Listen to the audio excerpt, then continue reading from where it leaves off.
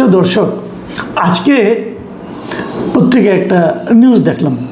সেই নিউজটার শিরোনামটা আপনাদেরকে আমি বলছি। শিরোনামটা হলো, প্রথম আলোতে পেয়েছি নিউজটা, যে আওয়ামী ঘনিষ্ঠ থেকে যুবদল নেতা পরিচয় দিয়ে দাপট, চাঁদা না দিলেই গুলি। এটা একদম রাজধানীর ঢাকার কমলাপুর এলাকার ঘটনা আর কি। মতিঝিল, আরামবাগ, কমলাপুর এই এলাকা ধরে একজন লোক মাস্তানি করে বেড়াচ্ছে। একটা ফোন নাম্বার থেকে ফোন করে বলে চাঁদা দিতে হবে, না হলে গুলি করবে। কমলাপুরের যে একজন গরুর হাটের যে ইজারাদার ছিল, এমন একজন লোক তিনি ফোন করেছিলেন, টাকা না দেওয়ায় তার ওখানে যে গুলিও করেছেন। এরকম ঘটনা আমি আর ডিটেলে গেলাম না, আমি খালি এটুকু বলছি। দেখেন, আপনি শিরোনামটা দেখেন, সেটা হলো আওয়ামী ঘনিষ্ঠ থেকে যুবদল নেতা পরিচয় দিয়ে দাপট। একসময় সে আওয়ামী লীগের ঘনিষ্ঠ ছিল, এখন সে যুবদল নেতা নিজেকে পরিচয় দিচ্ছে যে আমি একজন যুবদল নেতা, অতএব সে দাপট দেখাচ্ছে। আমি যে কয়েক পয়েন্টটা বলতে চাচ্ছি সেটা হলো গিয়ে যে সে আওয়ামী ঘনিষ্ঠই হোক আর যুবদল নেতাই হোক, সে দাপট দেখাচ্ছে কার জুড়ে। যখন আওয়ামী লীগ ক্ষমতায় ছিল তখন আওয়ামী ঘনিষ্ঠ হওয়াটা একটা দাপটের উৎস ছিল।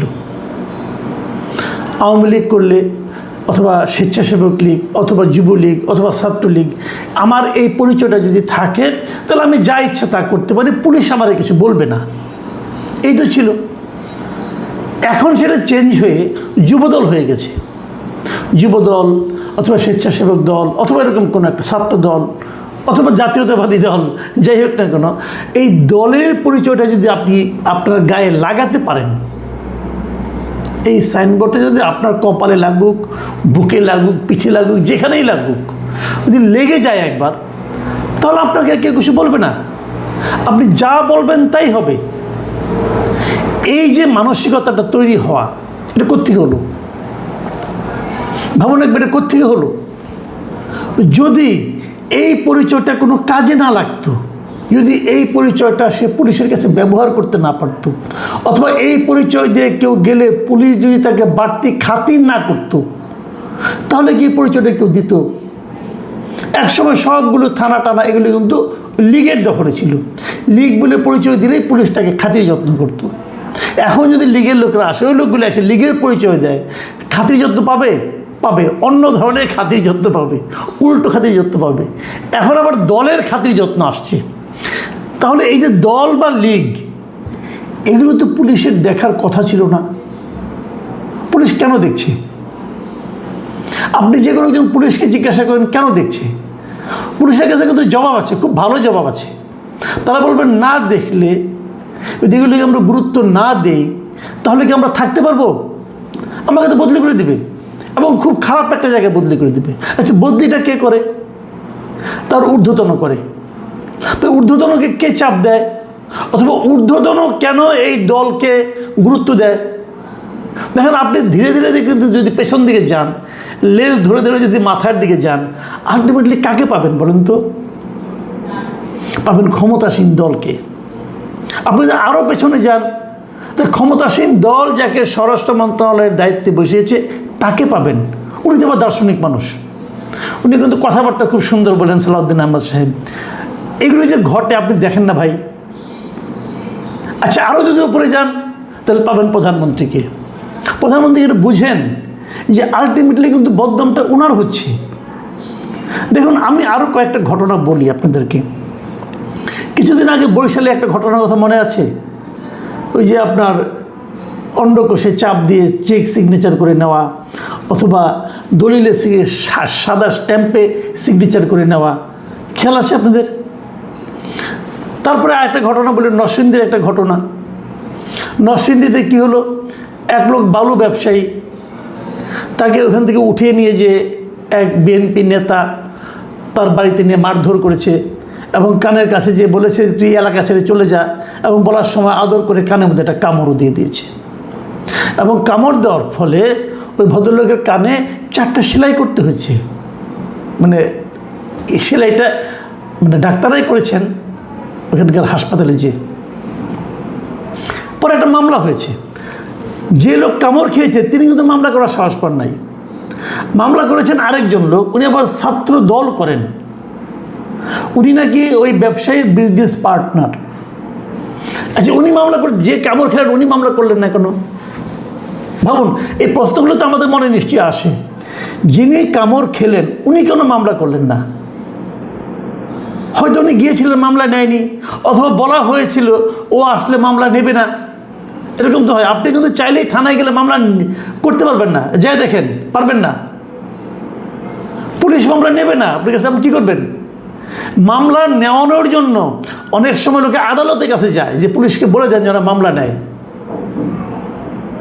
যাক, এটা অন্য কারণ আছে, ওইটা নিয়ে আরেকদিন আলোচনা করা যাবে।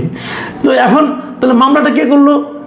মামলা করলো ছাত্র দলের এক নেতা, সজীব নাম ভদ্রলোকের। সজীব সাহেব যে মামলা করলেন। আচ্ছা, মামলা করলেন, কার বিরুদ্ধে মামলা করলেন? যার বিরুদ্ধে মামলা করলেন উনি আবার ওই উপজেলার বিএনপির নেতা। আমি ওর নাম ধামে আর যাচ্ছি না, সিম্পলি সহজ করে বলি। তো বিএনপির নেতার বিরুদ্ধে মামলা হলো, তার সঙ্গে আরও কয়েকজন আসামি ছিল। মামলা করার পরে কি হলো? দুদিন পরে দেখা গেল যে ওই সজীব সাহেব যিনি মামলা করেছেন, বাদী যিনি, ওনার বাড়িতে যে আগুন ধরিয়ে দেওয়া হয়েছে। ওনার কতগুলো পোষা পাখি ছিল, বোঝা যায় ভদ্রলোক শৌখিন লোক। ওনার 15টা পাখি আগুনে পুড়ে মারা গেল। এবং যেখানে মামলা, যে ঘরে আগুন ধরিয়ে দিয়েছিল ওই ঘরে আবার তারেক রহমানের ছবি ছিল, তার দলের জিয়াউর রহমানের ছবি ছিল, খালেদা জিয়ার ছবি ছিল, ওগুলো টাঙানো ছিল। ওগুলো সব পড়ে গেছে। আগুন তো আর দল বুঝে না, বুঝছেন না? আগুন তো আর তারেক রহমানকে চিনে না। আগুন পাইছে, সব পাখিও মারছে, তারেক রহমানের ছবি মানে পুড়ে দিয়েছে। এই পর্যন্ত আমরা মনে করি যে এটা এরকম তো ঘটে প্রায়। পরবর্তী সময় কি ঘটলো? যেটা ঘটলো সেটা আমার কাছে একটু অবাকই লাগছে, এবং ওইটা নিয়ে আসলে আমি মূলত আজকে কথা বলতে চাচ্ছি। সেই ঘটনাটা হলো যে আজকে গতকালকে দেখলাম যে এটা নিয়ে ওখানকার নরসিংদীর যে বিএনপি আছে, নরসিংদীর বিএনপি তারা দাবি করছে, মানে নরসিংদীর পলাশ উপজেলায় এই ঘটনা, ওখানকার যে বিএনপি, সেই বিএনপি একটা মানে ঘোড়াশাল পৌর বিএনপি তারা একটা সংবাদ সম্মেলন করেছে, এবং সংবাদ সম্মেলনে বক্তব্য রেখেছেন পৌর বিএনপির সভাপতি আলম মোল্লা সাহেব। তিনি বলেছেন, এই যে নরসিংদীতে ব্যবসায়ীর কানে কামড় দেওয়ার অভিযোগ মিথ্যা।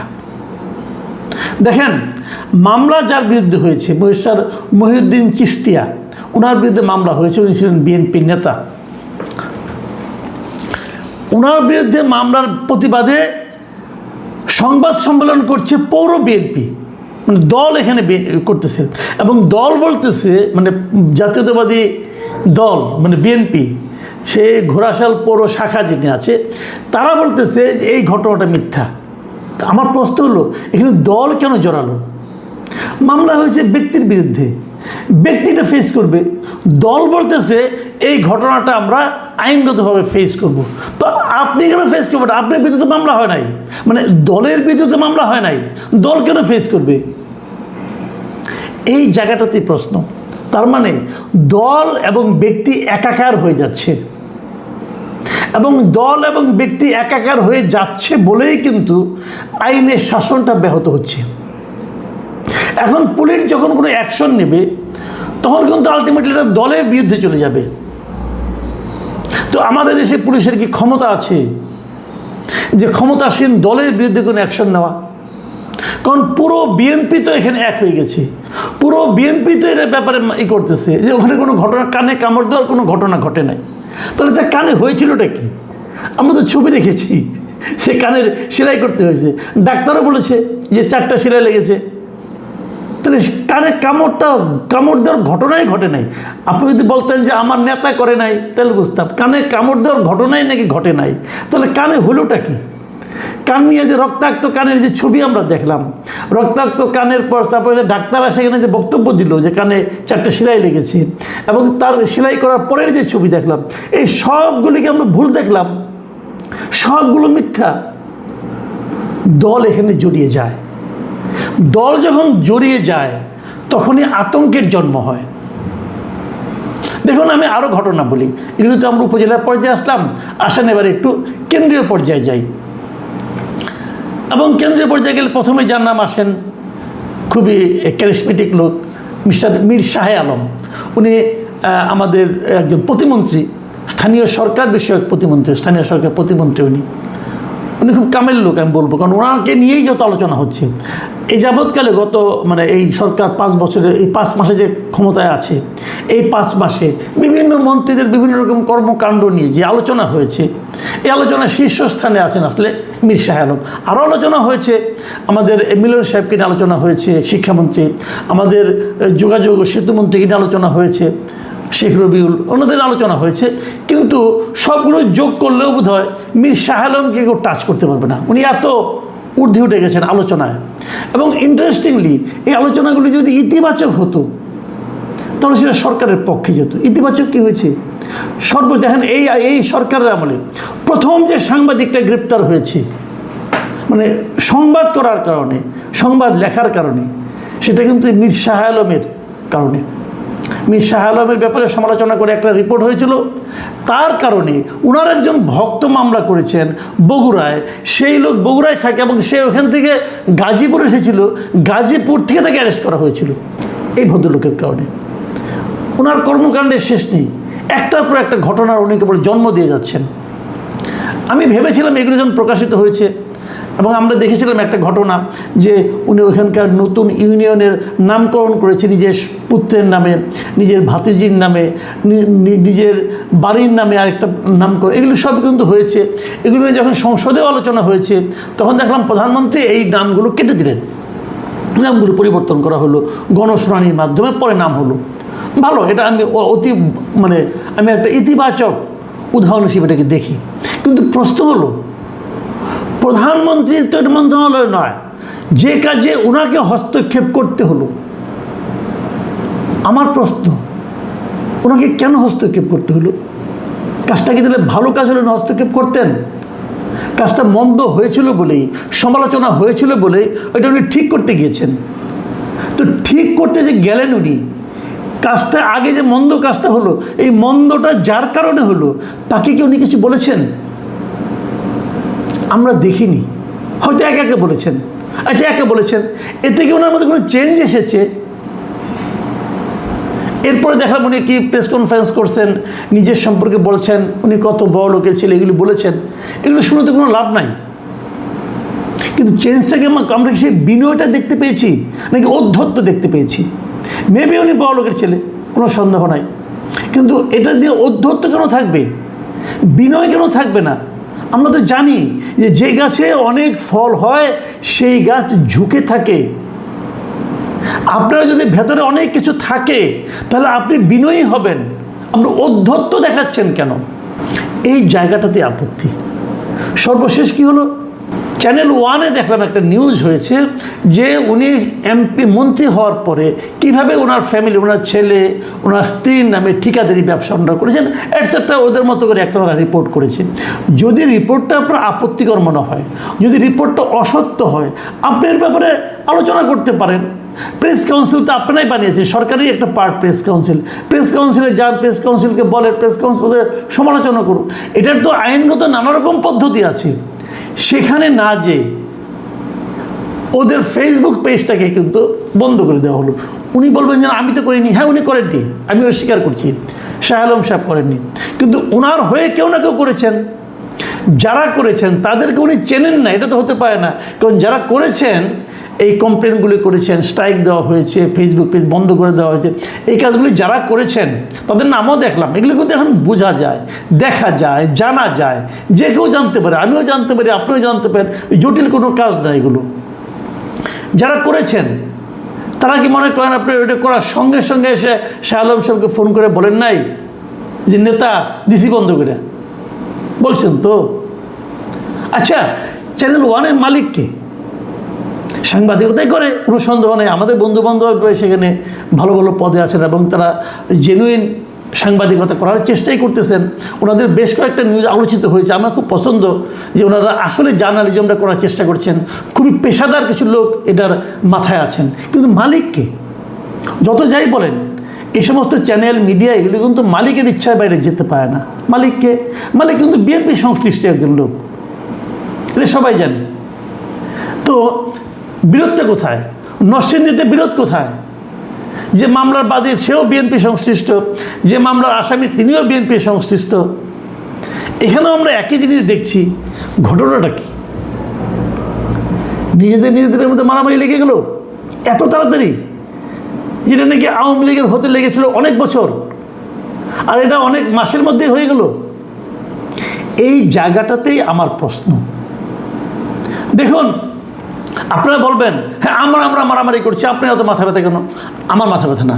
যখন আপনারা মারামারি করেন, তার উত্তাপটা এসে কিন্তু আমাদের গায়ে লাগে। আপনাদের কিছু হয় না, আপনারা একসময় আবার মিলমিশ করবেন, আবার একসঙ্গে কেউ না কেউ এসে মিলাই দিবে, হ্যান্ডশেক করবেন, সবই ঠিক আছে।